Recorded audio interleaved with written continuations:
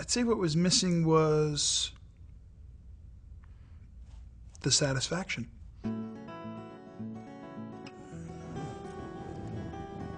My life before Christ was focused on making money. My life before Christ was a totally day in and day out existence that was, unbeknownst to me at the time, an existence of self-absorbance. And, you know, just doing what you normally do when you're trying to maintain a career in the movie business. Loving Jesus is what's most important to me. And I know that sounds hokey, but it's the truth. My life is God's life in me for Him to do with what He wants. My wife and I were living in Tucson, Arizona about 16 years ago almost, and through the family we hired this cleaning woman.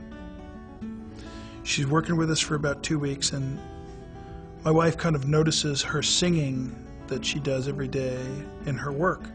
Eventually, after a few more days of this, went to Augusta and said, you know, I noticed you're singing, and I was just curious, you know, why is every song about Jesus? Perhaps there's another tune in your repertoire, so to speak. And Augusta had a very interesting reaction to the question. She literally burst out laughing in my wife's face. I just had to do that, sorry.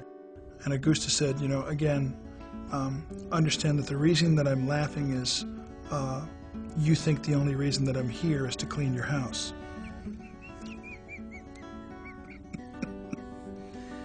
So my wife, she says, honey, I'd like to share with you something that Augusta just told me. And I said, what's that, dear? And she said, well, she just explained to me that the real reason she's here is because in the future, you and I are going to become born-again Christians, and at some point after that, we're going to have our own ministry. And I said, really? At that point in my career, I was making more money than I could ever wildly imagine, and just to hear that idea vocalized at that point in time was utterly ridiculous. But that's the beginning of the journey for me. When I got to a place of willingness to just simply say to myself, okay, I'm willing to believe that Jesus Christ is the Savior of the world. And I'm now going to ask God to show me what that means. And I'm going to read the Bible and apply it to my life to the best of my ability to have that understanding. That's when this whole experience became very, very real for me. I'm Stephen Baldwin. I am second.